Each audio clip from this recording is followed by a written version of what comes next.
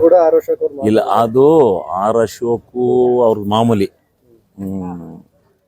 ಒಂಥರ ಮಾತಾಡ್ತಿರ್ತಾರೆ ಅವರು ಮಾತಿನ ಶೈಲಿ ಗೊತ್ತಲ್ಲ, ನಾವು ಅದ್ರ ಬಗ್ಗೆ ಯಾವುದೇ ಪ್ರತಿಕ್ರಿಯೆ ಕೊಡಕ್ಕೆ ಹೋಗಲ್ಲ.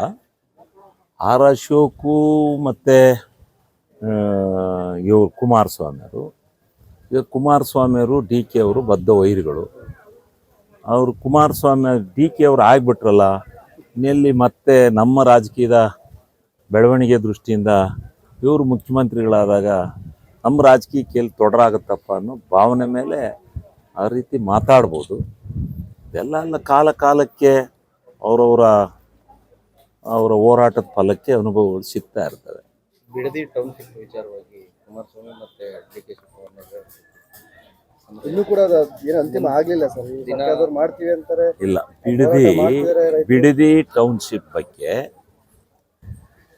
ಇವತ್ತು ಬೆಂಗಳೂರು ಎಮ್ಮರವಾಗಿ ಬೆಳೀತಾ ಇದೆ. ಇವತ್ತು ಟೌನ್ಶಿಪ್ಗಳಾಗಿ ಹೊರವಲಯಕ್ಕೆ ನಾವು ಏನಾದ್ರೂ ಜನಸಂಖ್ಯೆನ ಹಸ್ತಾಂತರ ಮಾಡ್ದೆ ಹೋದರೆ ಭಾಳ ಕಷ್ಟ ಆಗುತ್ತೆ.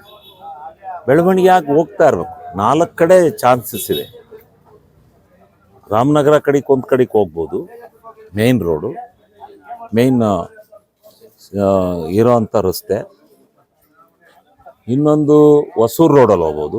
ಈಗಾಗಲೇ ಕೋಲಾರ ತಲುಪಿಬಿಟ್ಟಿದೆ Hosur road, Hoskote road. Hosur road ಎಲ್ಲಿ ತಲುಪಬೇಕು ಅಲ್ಲಿ ಬಾರ್ಡ್ರನ್ನೇ ತಲುಪಿಬಿಟ್ಟಿದೆ. ಇದ್ರ ಬಾರ್ಡ್ರ ತಮಿಳ್ನಾಡು ಬಾರ್ಡ್ರನ್ನ ಆನೇಕಲ್ ಬಿಟ್ಟು ಮುಂದಕ್ಕೆ ಹೋಗ್ಬಿಟ್ಟಿದೆ. ಅಲ್ಲಿ ಎಲ್ಲ ಕಡೆಲೂ ಹೋಗಿದೆ.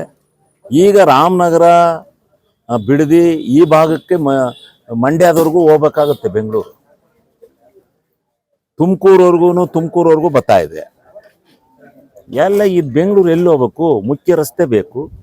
ಮುಖ್ಯ ರಸ್ತೆನಲ್ಲಿ ಬೆಳ್ಕೊಂಡು ಹೋಗ್ತಾ ಇರುತ್ತೆ. ಅಲ್ಲೊಂದೊಂದು ಟೌನ್ಶಿಪ್ ಆಗ್ತವೆ. ಟೌನ್ಶಿಪ್ ಮಾಡೋದು ತಪ್ಪು ಅಂತ ಹೇಳಿದ್ರೆ ಅದು ನನಗೆ ಅರ್ಥ ಆಗಲ್ಲ. ರೈತರ ಫಲವತ್ತಾದ ಭೂಮಿಗಳ ನೋಡಿ, ಫಲವತ್ತಾದ ಎಲ್ಲೋ ತಗೊಂಡೋಗಿ ಯಾರು ಗೊತ್ತಿಲ್ಲ ತಗೊಂಡೋಗಿ ಕಟ್ಟಿದ್ರೆ ವಾಸಕ್ಕೋತಾರೆ ಮನೆ. ಮೇನ್ ರೋಡೆಲ್ಲ ಕಟ್ಟಬೇಕಲ್ವಾ?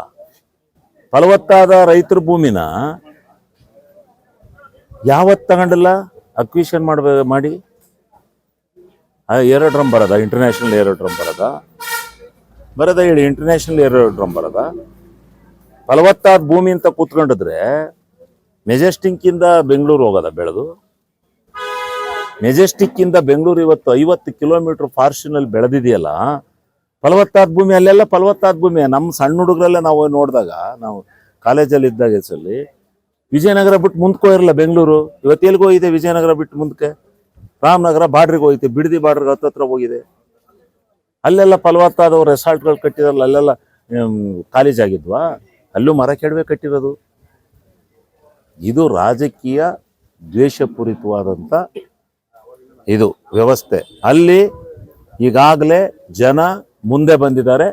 ಈಗ ಗೊತ್ತಾಗುತ್ತೆ ಅವ್ರ ಜನ 2.25 ಎಕರೆ ಈಗ ಎಲ್ಲರಿಗೂ ಬೇರೆ ಬೇರೆ ಮಧ್ಯವರ್ತಿಗಳಿಗೆ ಮಾರಾಟ ಮಾಡಕ್ಕೆ ಬಿಡ್ಬೇಕಾ? ಯಾವ ಭೂಮಿ, ಎಷ್ಟು ಭೂಮಿ ಮಧ್ಯವರ್ತಿಗಳ ಕೈಲಿಲ್ಲ ಬೆಂಗಳೂರು ಸುತ್ತ ಅಂತ ತನಿಖೆ ಆಗಲೊಂದು ತರಿಸ್ಲಿ. ಎಲ್ಲರ ಶೇಲ್ ಅಗ್ರಿಮೆಂಟ್ಸ್ ಎಲ್ಲ ತರಿಸ್ಲಿ. ಎಷ್ಟು ಜನ ಶೇಲ್ ಅಗ್ರಿಮೆಂಟ್ ಮಾಡಿಕೊಟ್ಟಾರೆ ರೈತರ ಹತ್ರ ಮಾಡಿಸ್ಕೊಂಡಾರೆ ಅಂತ? ಯಾರು ದುಡ್ಡುಳ್ಳವರು ಎಲ್ಲ ಬರೆಸ್ಕೊಂಡಿದ್ದಾರೆ. ಅದ್ರ ಬದಲು ಸರ್ಕಾರವೇ ಒಂದು ಮಾದರಿ ಆಗಿರ್ತಕ್ಕಂಥ ಟೌನ್ಶಿಪ್ಪನ್ನು ನಾವು ಬೆಳವಣಿಗೆ ಮಾಡ್ತೀವಿ ಅಂತಂದರೆ ಅದಕ್ಕೆ ಉತ್ತೇಜನ ಕೊಡ್ಬೇಕಲ್ಲ. ಅದಕ್ಕೆ ಸೂಕ್ತವಾದ ಪರಿಹಾರ ಕೇಳಿ. ಅದೇನು ಪೂರ ತಗೋತೀವಿ ಅಂತ ಹೇಳಿದಾರ? ನಿಮಗೂ ಅರ್ಧ ಭಾಗ ಬಿಟ್ಕೊಡ್ತೀವಿ ಅಂತ ಹೇಳಿದ್ದಾರೆ. 50-50 ಶೇರಿಂಗಲ್ಲಿ ಮಾಡೋಣ, ಡೆವಲಪ್ಮೆಂಟ್ ಮಾಡಿ ನಿಮಗೂ ಅರ್ಧ ಭಾಗ ಬಿಟ್ಕೊಡ್ತೀವಿ, ನೀವು ಅರ್ಧ ಅನುಭವಿಸಿ, ಬಂದ್ರ ದುಡ್ಡು ನೀವು ತಗೊಳ್ಳಿ. ನಾವು ಸರ್ಕಾರನೇ ಎಲ್ಲನೂ ತಗೋತೀವಿ ಅಂತ ಹೇಳಿಲ್ವಲ್ಲ.